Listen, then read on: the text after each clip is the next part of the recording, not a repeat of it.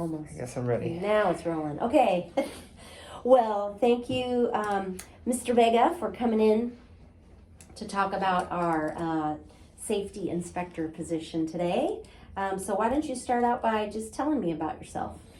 Well, I'm 20 years old. I graduated Del Mar College in August. I got my associates in occupational safety and health. And now I'm attending Texas A&M Corpus Christi to get my bachelor's, to further that degree, get my bachelor's in not just occupational safety, but environmental safety and emergency response. And right now I'm working at Lehman Feeders. It's a feed store, just keeping myself busy, making some money. But I started an internship on Monday under a safety specialist. Nice.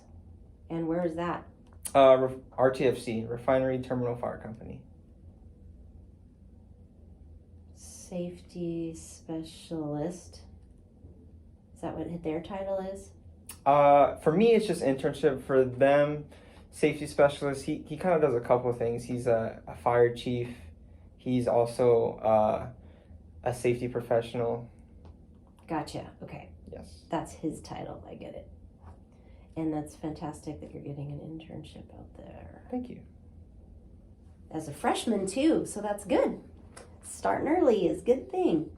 Okay, so tell me, do you have any experience in this field, with inspecting or safety?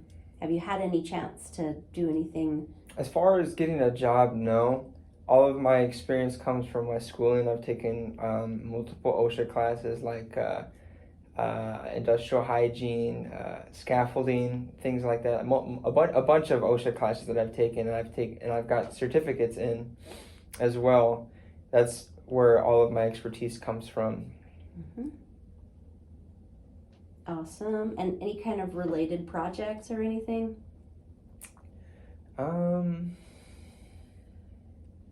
You haven't been able to put it to use anywhere yet, but you probably will in this internship. Oh, definitely, yes. I will say I do find myself doing, looking over safety, inspecting things in past jobs that I've done before. I believe every job requires safety, so, just if it's, when I worked at a retail store cleaning up spills, that's a big one for OSHA, slips, trips, and falls. Mm-hmm. At my current job, we deal with chemicals, clean agents. Got to make sure we don't cross-contaminate. At the feeders? Yes, ma'am. And that's like a feed store for agriculture stuff? Okay.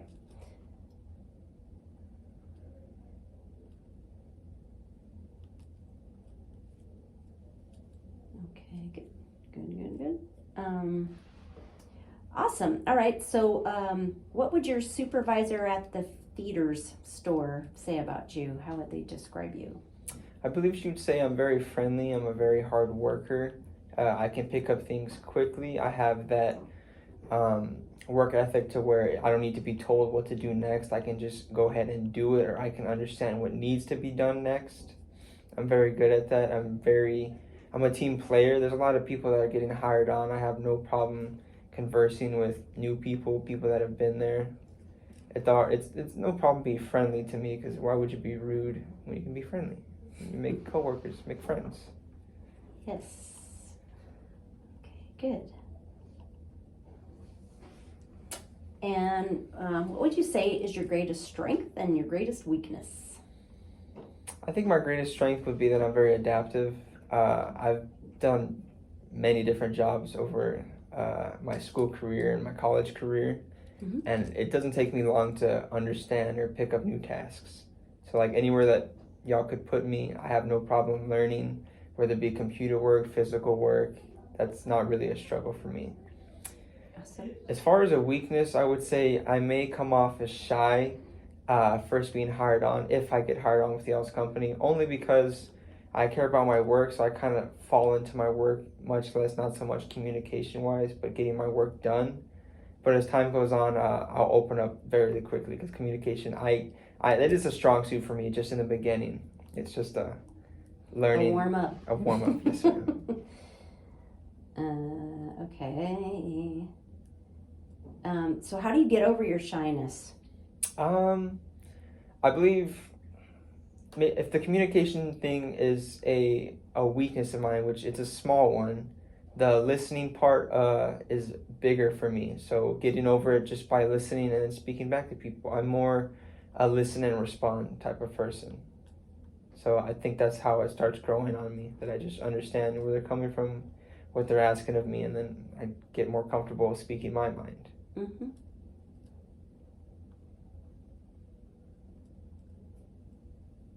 Okay. Very good. So can you give me an example of when you had to handle a difficult person and how you were able to do that? And that could be a customer, coworker, professor, boss, one of those.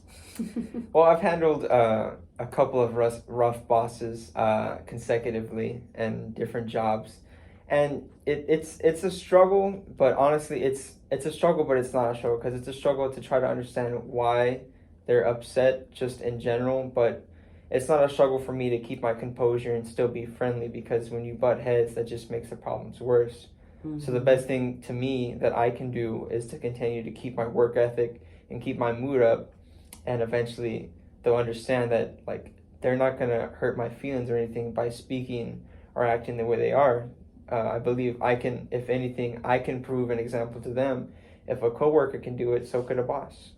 Mm-hmm. So keeping my positive attitude up, I believe I could bring others up with me. Mm-hmm.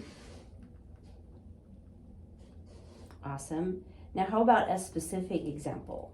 Like you kind of talked generally about it, but like, can you tell me about how you handled a situation in particular? Oh, okay. Well, I did have a situation with my boss where we were putting new product into a store. Mm-hmm. And I believe she just wasn't in a great mood that day.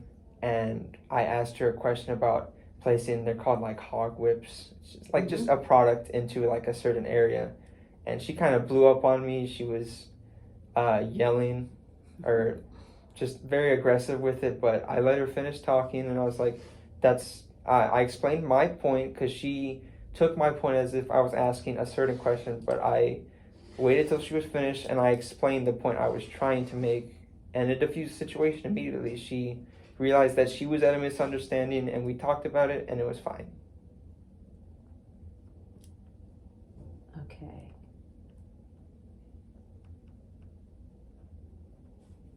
Good. Let's see. What else do I want to know about you? I would like to know about a mistake that you made recently and what you learned from it. Mistake.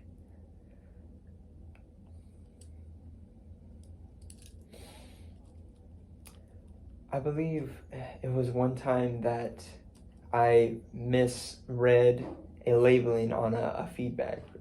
It happened maybe a week ago, and a customer was looking for a certain feedback, and I was looking. I checked the barn up and down, and I just couldn't find it. And I'm sorry, I think it stopped. Oh, that's okay. Okay. I couldn't find the feedback. I was checking the back room, the barn. I just could not find it. So I went back to the customer and said, "I'm sorry, we don't have that feedback." Customer left. And then doing inventory later on that day, I found out that it was there. And of course, I got a talking to with my boss, because I needed to be more thorough with my checking. I needed to like pick labels up and things. So to fix the problem, I called back the customer and let them know that we had the bag, and that if she was still wanting the bag, I could put it aside for her. And she ended up didn't want it. She came back and got the bag, so it was resolved. Although what I learned from it is that I need to be more thorough in checking my work and checking what is needed from customers. Okay, yeah. And so has that happened again? No, ma'am. Okay. Great. Alrighty. Well, why should we hire you?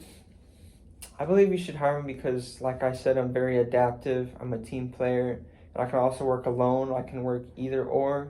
I believe as far as the safety field that this position asks for, I could bring a different perspective on safety. Maybe I could update procedures or bring a new perspective. I'm a young mind. I still got a lot to learn, but I could also provide the knowledge that I've learned and maybe teach y'all something new with that knowledge. Great. Okay. That's about all the questions I have for you. Do you have any questions for me as the hiring manager of the safety position? No ma'am, I don't think I do. Okay. Fair enough. Yay. You can push the stop button if you want. Thank you.